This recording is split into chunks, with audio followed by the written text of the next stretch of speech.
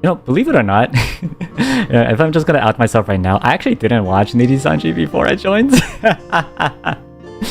I told some other livers about this as well, but it is really funny. I knew about Nijisanji, obviously. Obviously, I knew about Nijisanji, but here's a secret. Here's a secret between you and I. You know how I talk about like how Euphoria is my Oshi wave, and they currently are. But that wasn't actually until I really like started auditioning for Nijisanji. Because my friend was actually... My friend's Oshi was Enna. And later on, my friend's Oshi became Nina. So I was like, oh, well, looks like Euphoria seems like a pretty cool wave. So I checked them out. Because Nijisanji's auditions were open. And I was like, oh, well, you know what? I guess I want to try. Because, you know, it seems like something that's pretty cool. I'll be able to meet really cool people. So I want to try. And basically, when I got the return interview, I can't go too deep in the process, but basically when I got into the return interview, I was like, well, if I have an interview soon, I guess it's time for me to actually research what Nijisanji's about.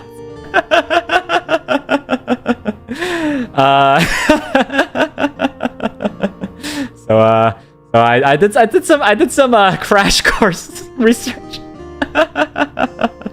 Yeah, I mean, gotta be prepared. You know how like that's how interviews go. You gotta make sure you know who your interviewer is and stuff. So I crammed.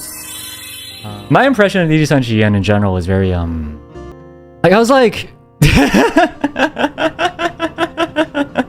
like, huh. So I guess during the interview, I need to show that I'm open to basically anything and everything in the world, including complete batshit craziness.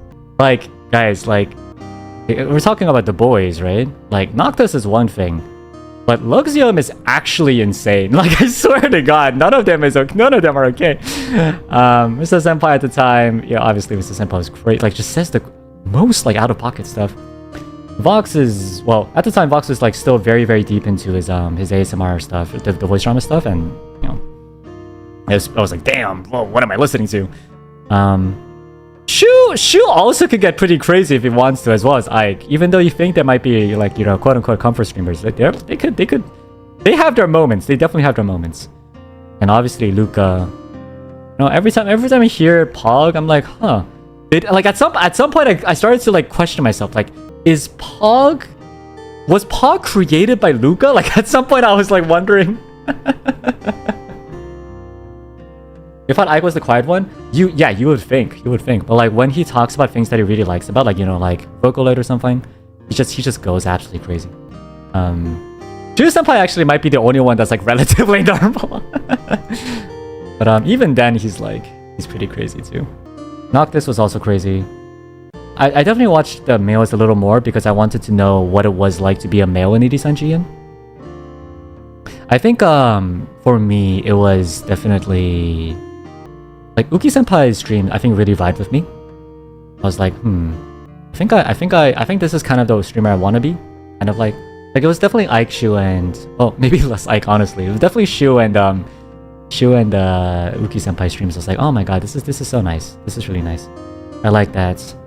But I do feel like Albin Senpai is really fun.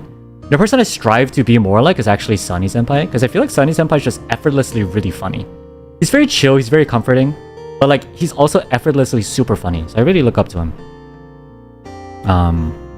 Obviously Fulgur Senpai is just like the way he's able to execute this like story game so well is really good. Like Noctis to me is my comfort streamers, not gonna lie. They're very comforting. They're very comforting.